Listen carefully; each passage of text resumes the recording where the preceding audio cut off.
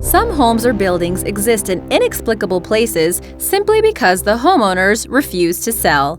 From a mysterious old lady to a house in the middle of the street, here are 7 of the most stubborn homeowners in the world.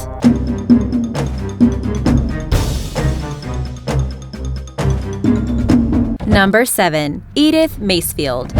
In Seattle, Washington, a new mall complex threatened to take over the home of an 84-year-old woman named Edith Macefield.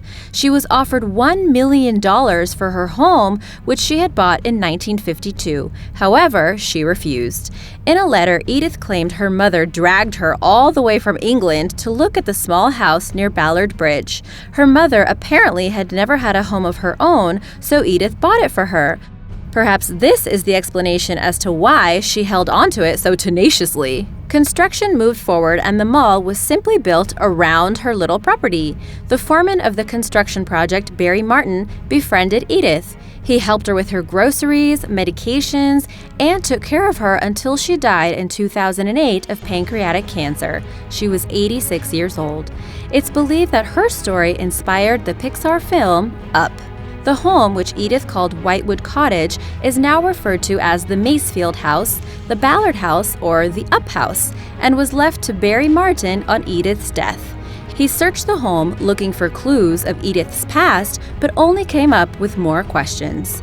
In life, she claimed all sorts of strange stories, like riding in a hot air balloon with Hitler and being a spy during World War II. Supposedly, she was married 3 times, and there were 3 marriage certificates from 3 different countries, but none had official seals. One especially puzzling artifact is a green notebook containing autographs, notes, and poems from actors, musicians, and directors ranging from Charlie Chaplin to Katharine Hepburn. Taylor Bowie, a Seattle antiquarian and avid fan of old actors and musicians, examined the autograph book and said at least 2/3 of the signatures are authentic. In 2009, Martin sold the house to a businessman for $300,000 and used the money to pay for his children's college education. Some people believe that the house has now been torn down, but however, according to its Facebook page, the mildew-ridden Macefield house still stands. Edith's legacy, however, doesn't end here. Every year in Seattle since 2013, there has been a festival called the Macefield Music Festival to celebrate the memory of one determined and mysterious woman. Number 6. The Yang House. At the 3-story building in Yichang, Hubei Province, China has fallen victim to its own rapid urban development. Owned by a man named Yang, it stands in the middle of a construction site of a high-tech park at the bottom of a pit. He and his family have refused to move during a 2-year battle with the local government. Yang claims his home was originally built in the 1990s and was renovated in 2005. In 2012, when he couldn't agree to a relocation compensation amount with authorities, the developer cut off his water and electricity. Cracks have since appeared in their home, and there is serious danger of mudslides occurring during heavy rain. There is also danger that heavy rain could flood the home. For light, they use candles and lamps. The last bit of news about this home comes from 2015, so it can only be assumed that the Yang family still live at the bottom of their pit. Number 5. The house in the middle of a road. Luo Baogen and his wife watched as all their neighbors moved out after accepting relocation compensation from the government. However, the couple felt the compensation would not be enough to rebuild a new home, so they refused and continued to live in their home in the city of Wingling in the Zhejiang province. In China, it is illegal to demolish a property without agreement from the tenants. This left the developers in a bind. They needed to build the highway which leads to the Wenling railway station, but they couldn't force the couple out, so they reached a compromise. Most of the rooms around their apartment have been left untouched while the rest of the complex was demolished. Then the road was built around them, turning the remains of the complex into the world's strangest island. Baogen now owns the land underneath the complex, ensuring that he and his wife cannot be forced out. Number 4. Austin Spriggs. Austin Spriggs was called a holdout against commercialism. He owned a townhouse in Washington, D.C., surrounded by construction and appeals to sell. Starting in 1980, developers began offering millions of dollars for his property, but Spriggs continued to turn them down, hoping for an even more outrageous offer. Eventually, developers began building around him, leading to a Macefield-like situation, a small townhouse surrounded by towering buildings. Locals appealed to Spriggs to sell, worried that his obstinacy would bring down the market value of the entire block. A broker pleaded with him to sell, saying that this was like hitting the lottery. One company offered $2.7 million. Yet Spriggs persevered, wanting an ever larger payday.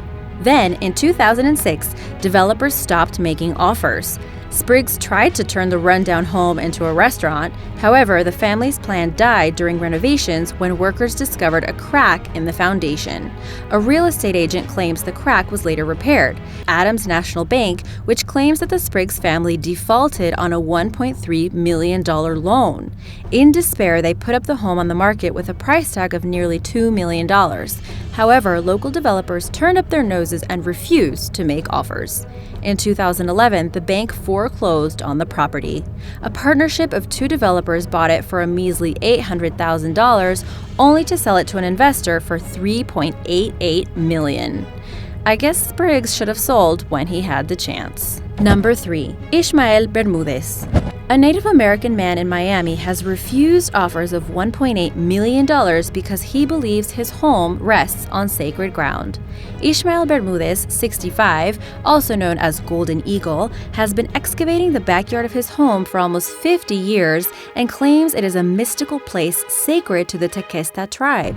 He says he will never sell unless the garden, where he discovered a natural spring, is protected. The house, covered in murals, looks out of place surrounded by high-rise buildings and heavy traffic. It sits only 2 blocks from busy Brickell Avenue. Bermudez claims he found evidence of the earliest native inhabitants of the area in his garden and calls it the Well of Ancient Mysteries. He told the Miami Herald that over the last 50 years of excavation, he has discovered artifacts used in ancient rituals and prehistoric objects, as well as the spring itself. As of 2015, the property itself is valued at $2 million, and that number is rising. But to Bermudez, the property is worth more than any price. What he wants is a museum or archaeological landmark to rest on that spot. What inspired such devotion? When he was 12, his 6th grade teacher told him to search for one of the springs the Tequesta drank from before they escaped from the Europeans during colonization. It was possibly the most life-changing homework assignment ever given. Archaeologists have visited the home, and in the 1990s, mere blocks away, an ancient Tequesta site was uncovered. Archaeologists confirmed that some of the items Bermudez found are part of the Tequesta culture, and other items really do come from prehistoric shells. For now, he remains on his spot and is adamant he'll never move until the city promises to preserve the spot for future generations. What kinds of treasures have you found in your backyard? Number 2. Macys. Most people know about Macys, the department store based in New York City. What you may not know is that its huge store was built around a holdout. The $1 Million Corner on 34th and Broadway is a 5-story building that received its name when it sold for a record-setting $1 million in 1911. Why such an incredible price? The purchaser wanted to prevent Macys from declaring itself the largest store in the world. The idea was that Macys would give up on the corner and move on. Instead, they just built around the building. To this day, Macys doesn't own the property. It's crowned with a giant sign that reads, "The world's largest store," but its Macys doesn't own it. A different company owns it, and they allow Macys to use the exterior of the building for advertisement. I guess that original guy's plan didn't work out so well after all. Number 1. Spiegel-Halter's Jewelry Store. In East London, there was a place called Wickham's Department Store, and it was located on Whitechapel's Mile End Road. Yes, the Whitechapel of Jack the Ripper, but this was many decades later, so don't worry.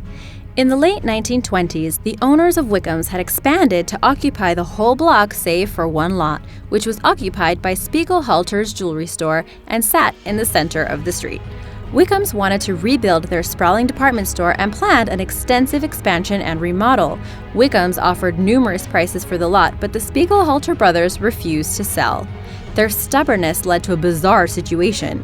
The Wickham store, complete with a colonnaded facade and imposing clock tower, had to be built in two halves, with Spiegelhalter in the center. Wickham's, feeling inspired by the stubbornness of Spiegelhalter, did not alter the size of the right wing of the halved building when they learned they weren't going to be able to buy the land. So, even if they had acquired the land during the building process, the result would never have been symmetrical. The remnants of this architectural weirdness still exist to this day. Wickham's eventually closed in the late 1960s, and Spiegelhalter's followed in 1982. The two Wickham's buildings now house Foxcroft and Ginger and Sports Direct. The Spiegelhalter section remains derelict and roofless. Who do you think won this developer's quarrel? Thanks for watching. Be sure to subscribe and remember to click the notification bell. See you next time. Bye!